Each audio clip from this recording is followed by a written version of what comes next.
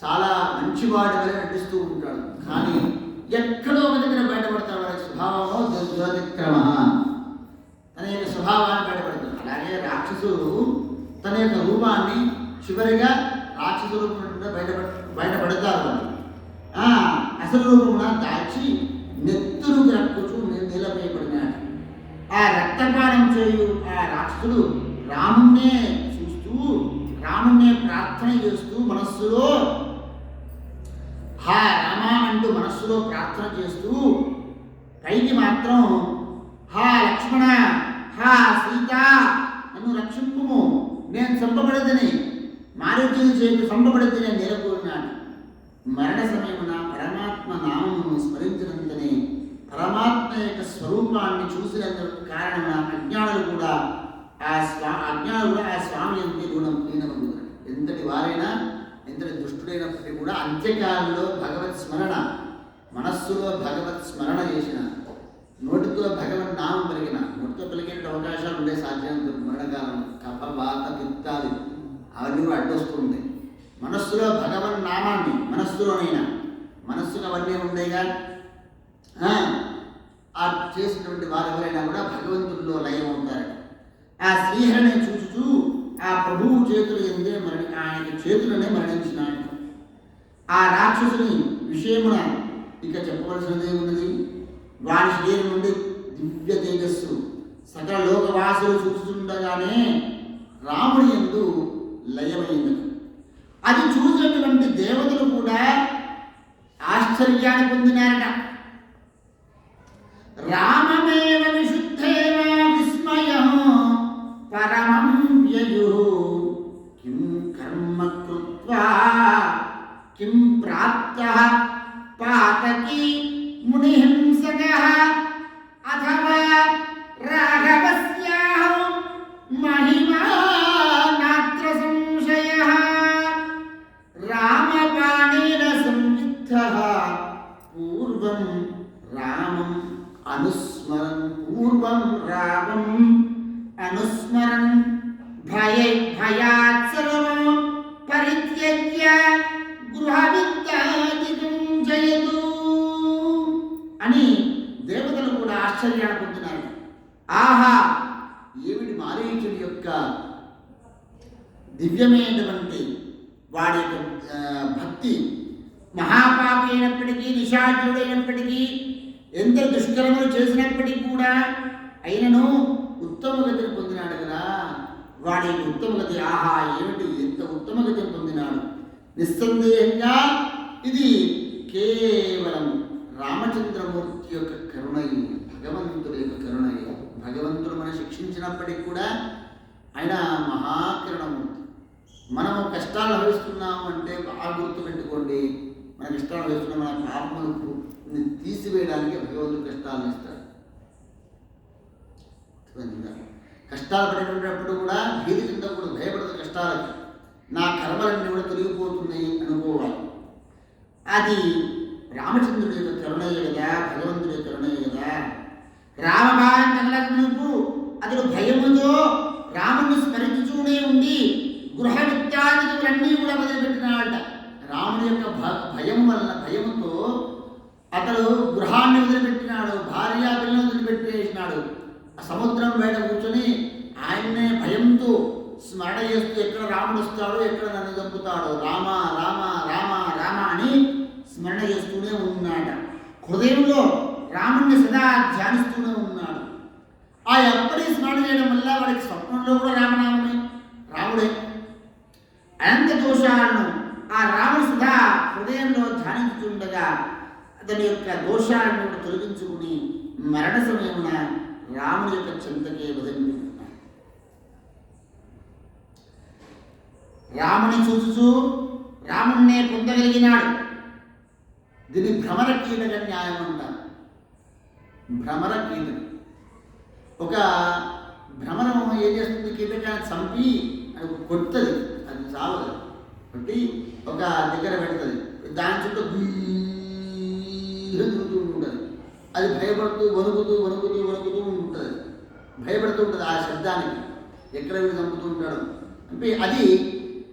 అది కూడా కొన్ని రోజులకు 20 రోజులు ఎదుగుతారు. ఆ 20 రోజులు అది భ్రమణం కావాలి. కాబట్టి ఎప్పుడు ఎవరు ఏది ఆలోచన చేస్తుంది, యాదృషి భావనాయత్న సిద్ధిని భవతి తాదృషి. కాబట్టి ఎవరు ఏ విధమైనటువంటి భయముతో కానీ లేదా వైరముతో కానీ లేదా స్నేహంతో కానీ సఖ్యం ఆత్మనివేదనం యోగము ద్వారా కానీ అర్చనం వందనం దాస్యం సఖ్యం 9 విధములుగా ఏ విధంగానే భగవంతుని చేర్చుకోవచ్చు. ఆ విధంగానే రాముడు చూస్తూ రాముడిని పొందగలిగినాడు.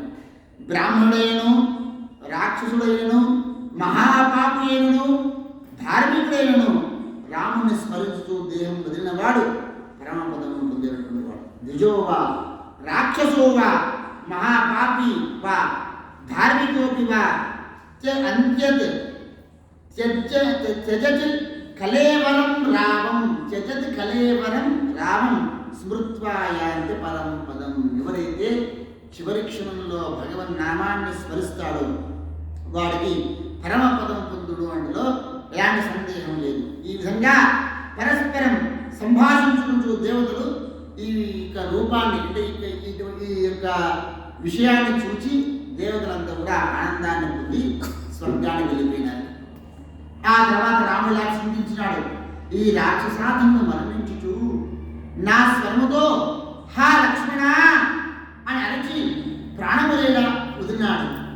నా స్వరమును పోయిన మాటలు విని సీత కూడా ఏమవునో కదా అని ఇట్లు తలపోస్తూ చింతాక్రాంతుడై రామచంద్రుడు మిక్కిలి దూరం నుండి కుటీరం వైపు పరిగెత్తుకుంటూ వస్తున్నాడు. ఇక్కడ సీతాదేవి దురాత్ములు మారీచుని యొక్క పలుకులు విని మిక్కిలి భయం చెందింది. దుఃఖము చేత వ్యాకుల చేత పొంది లక్ష్మణుడు అన్నది, ఓ లక్ష్మణ నీ వెంటనే వెళ్ళుము, నీ సోదరుడు రాక్షసుని చేత కష్టములు పొంది ఉన్నాడు, నీవు నీ సోదరుడు యొక్క మాటలు వినబడలేదా అను వాక్యము లహా లక్ష్మణ హా సీత అనే వాక్యం నీకు వినబడలేదా, నీ వెంటనే వెళ్ళుము అని తెలుపగా లక్ష్మణుడు చెప్తూ ఉన్నాడు, అమ్మా దేవి ఈ వాక్యములు రామచంద్రుడేవి కావు, ఎవరో రాక్షసుడు చనిపోవచ్చు ఈ మాటను పలికినాడు. శ్రీరాముడు క్రోధుడైనచో ఒకవేళ శ్రీరాముడికి కనుక క్రోధం వస్తే 3 లోకములు కూడా ఒక్క క్షణములో సంపూర్ణంగా నశింపజేయు. దేవవందితకు శ్రీరాముడు ఇట్టి దీనవచనములు ఎలా పలుకుతాడు అని బదులు చెప్పినాడు. అప్పుడు సీతాదేవి కళ్ళ నీరు నిండుకొని కోపముతో లక్ష్మణ వైపు చూస్తూ పళ్ళు కొరుకుతూ పెదవులు కొరుకుతూ, ఓ లక్ష్మణ నీ సోదరుడు ఆపదలో చిక్కుకున్నకు చూడగోరుచున్నావా, ఓరి దుర్బుద్ధి, రాముని మట్టు పెట్టుటకు నిన్ను భరతుడే పంపినడేమో నాకు అనుమానంగా ఉంది.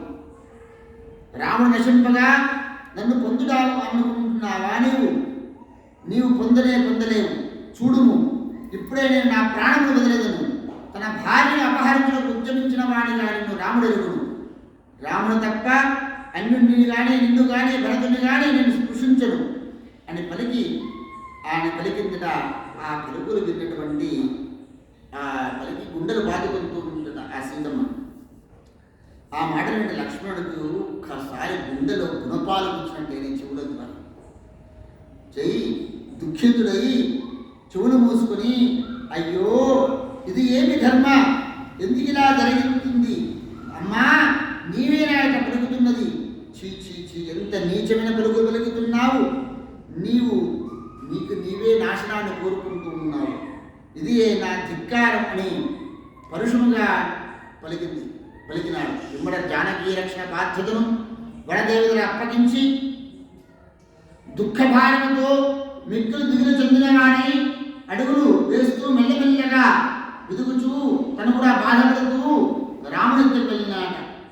అవకాశం పలికించి రావణుడు భిక్షువేషం ధరించినాడు. రాముడు లేడు లక్ష్మణుడు లేడు అనుకుని రావణుడు భిక్షు యొక్క వేషం ధరించి అక్కడికి వచ్చినాడు. సీతమ్మ దగ్గరికి ఉన్న చోటుకు వచ్చి మరీ చిన్న దండక మండలం ధరించి సీతాదేవి సమీపంలోకి వచ్చినాడు.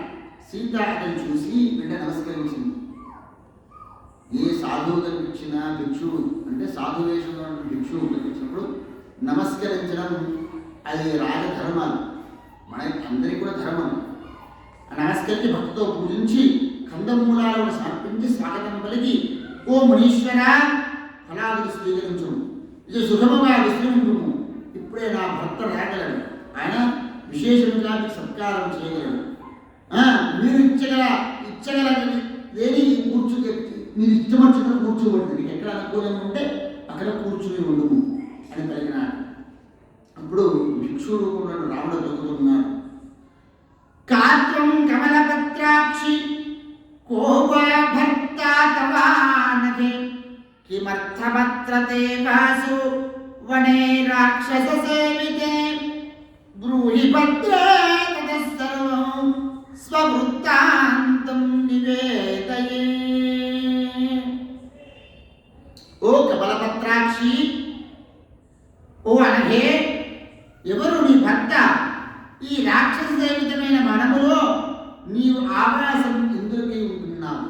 ఓ కళ్యాణి, చెప్పుము, పిమ్మట నా వృత్తాంతం నివేదన చెందుతాను. సీత చెప్తూ ఉన్నది.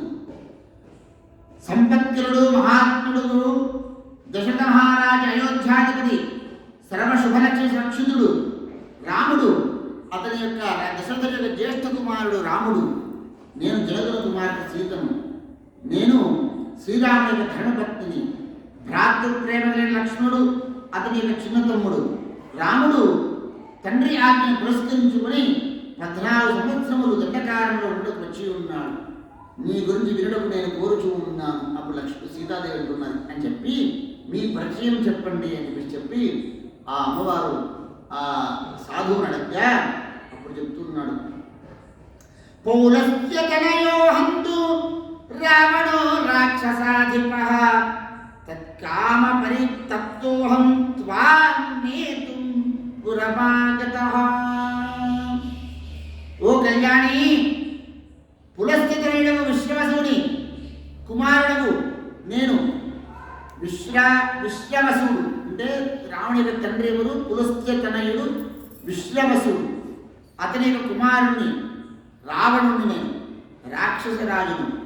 నిన్ను పొందవలను అనేటువంటి కోరికతో నేను తప్పించి ఉన్నాను. నిన్ను నా నగరణకు తెలుసుకోబోడమే వచ్చుతుంది. మునివేషమును దాల్చి రాముడితో నీవేమి చేయదు, నన్ను ప్రేమించు, నాతో కూడి భోగములన్నీ అనుభవించుము, వనవాస దుఃఖం వదిలిపెట్టుము. ఆ మాటలు వినేటువంటి సీతాదేవి భయభ్రాంతురాలై ఇలా చెప్తున్నది. ఊరి మూర్ఖుడా, నీవు నాతో ఇలా మాట్లాడినచో రాముడి వలన నీకు నాశనం తప్పదు. క్షణకాల నిలువుము, లక్ష్మణ సహితుడై నా భర్త రాముడు కూడా రాగలడు. సింహం యొక్క భార్యను కుందేలు భయపట్టగలదా? రాముడు సింహం లాంటివాడు. సింహం యొక్క భార్యను నీవు లాంటి కుందేళ్ళు భయపెట్టగలుగుతాయా? నీవు రామాయణముకే చిన్నాభిన్నమై భూమిపై పడిపోగలవు అని చెప్పిన సీత అమ్మవారు. రాముడు క్రోధపరవశుడై మహాపర్వత సంకాశము, 10 ముఖములు, 20 చేతులు, కాలమేఘం వంటి ఒడలి ఛాయతో ఉన్న తన స్వరూపాన్ని ప్రదర్శించినాడు. ఆ భయంకరమైనటువంటి స్వరూపము చూసి సకల భూతములు, వనదేవతలు భయాన్ని చెందినట్టు.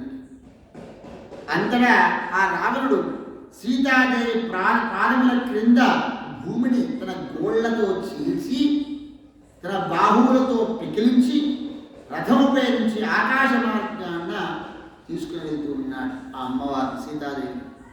ఇప్పుడు అమ్మవారు భయభ్రాంతురాలై హా రామా, హా లక్ష్మణ అనుచు ఆక్రోశించుచు జానకీదేవి భయభ్రాంతురాలై మనస్వి దీనముగా భూమి వైపు చూస్తూ